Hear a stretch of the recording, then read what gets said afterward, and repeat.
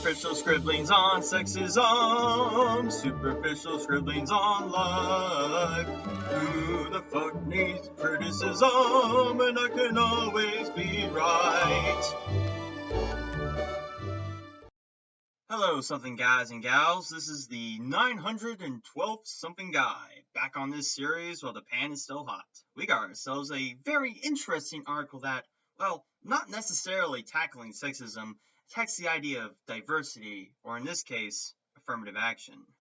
If you've cruised through Sargon of Akkad's This Week in Stupid, you'll remember a while back that there was a stupid article and hashtag claiming how the Academy Awards were not diverse enough because apparently the judges aren't supposed to judge potential winners based on talent, as you would expect from an award ceremony. So with a lot of capitulation to the social justice whips, of course the Academy Awards are now trying to strive for affirmative action. Diversity in ABC's Today. Diversity was the real star of the 2016 Oscars by Lucina Fisher. And boy, is it difficult to say that without having a pang of Orwellian vernacular played up to a T. Anywho, besides who would win, the biggest question at this year's Oscars ceremony was how the show and its stars would handle the issue of diversity. Well, frankly, I wouldn't, because diversity is irrelevant. We are giving people awards based on talent, but silly me, I should be more frantically aware of people's skin color, because that's more inclusive, right? The conversation started on the red carpet with Kerry Washington, Academy President Cheryl Boone Isaacs, and others climbing in. I have to wonder if all of these people might have something to gain from getting preferential treatment of awards based on skin color. Whoops, that's racism. Excuse me while I drown out those wrong words with battery acid.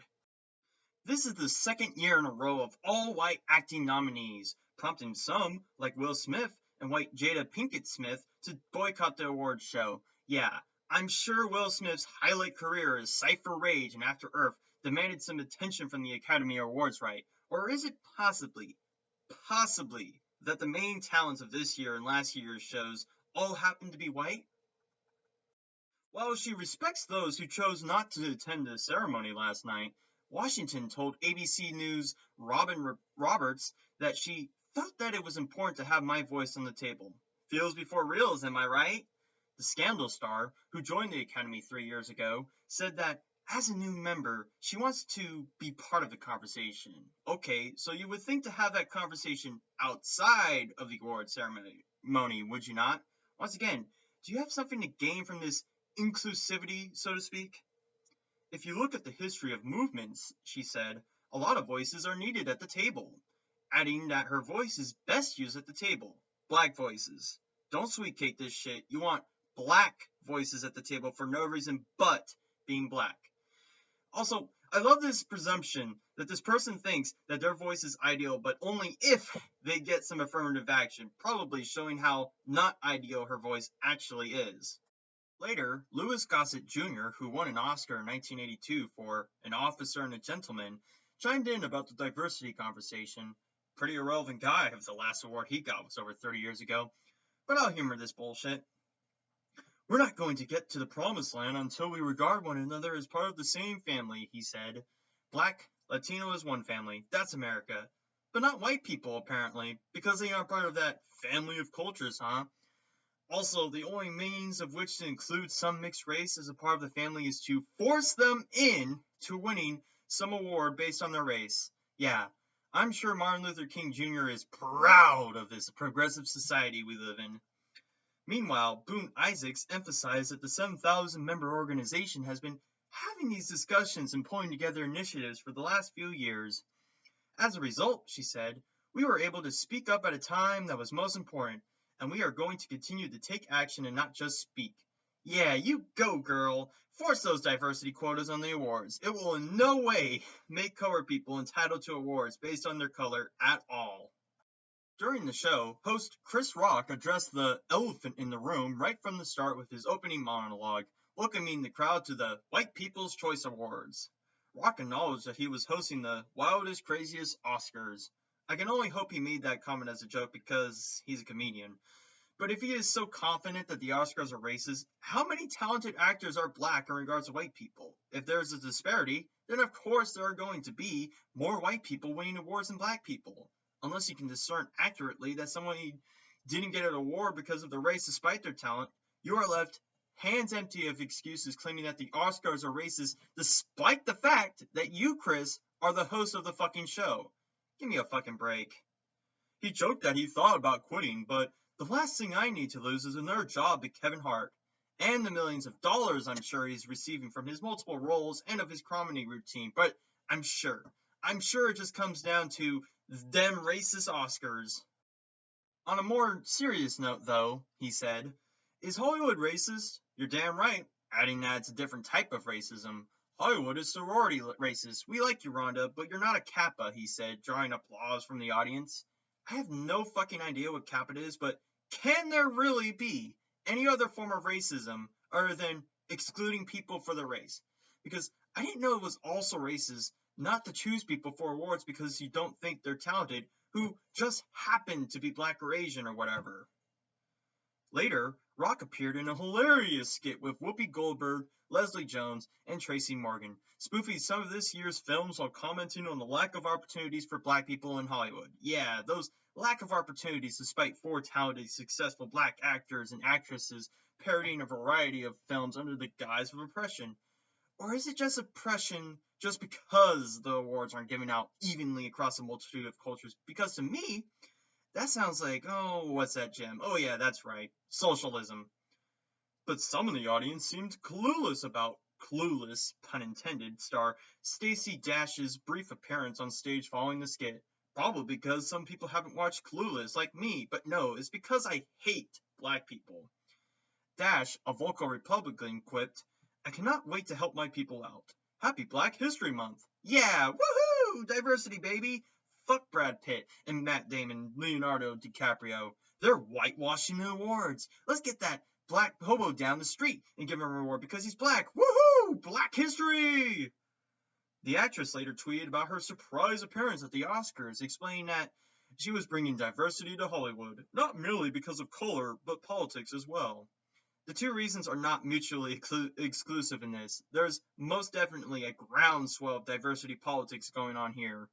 The jokes continued throughout the show, whether it was Rock saying after commercial break, "We're black," or the Black History Month Minute skit, hosted by Angela Bassett honoring Jack Black, or Kevin Hart quipping that he should have gone to the front row seat, or Sacha Baron Cohen as his alter ego Ali G lambasting the Academy for its lack of diverse nominations. I didn't know that institutional racism came down to what fucking seat you've been seated at in the awards. Also, for as much as they want people to stop judging people based on race, they are awfully concerned with people noticing how black they are. Although, I don't think Sacha Baron Cohen applies in this manner since I believe he's of some European descent. Anywho, appearing later on the show, Boone Isaacs took a serious moment to quote Dr. Martin Luther King Jr. when he said, "The ultimate measure of a man is not where he stands in moments of comfort and convenience, but where he stands at times of challenge and controversy." Yeah, but you aren't no fucking Dr. Martin Luther King Jr. He wouldn't insist that because someone isn't being sit on the front rows due to structural racism, he actually had to strive through challenge while you are the one sitting in comfort complaining about first world problems and people putting their votes on merit rather than ethnicity. You don't know a goddamn thing about Martin Luther King Jr. because if you did, you know that he didn't demand black people be held up a pedestal over other races, whereas Malcolm X did, which formed the Black Panthers, and more currently, the Black Lives Matter movement. She added, I am confident that together we can shape a future of which all of us can be proud. Black pride, progressive. White pride, racism, you fucking racist! A few of the winners also commented on diversity in their speeches, including Best Director winner for the second year in a row, Alejandro Gonzalez Inarritu, and Leonardo DiCaprio. Well, let me take back that comment about Leonardo being outcasted for someone based on race. Apparently, he is A-okay with that bullshit going on when he hasn't won a single Oscar in his entire career until The Revenant.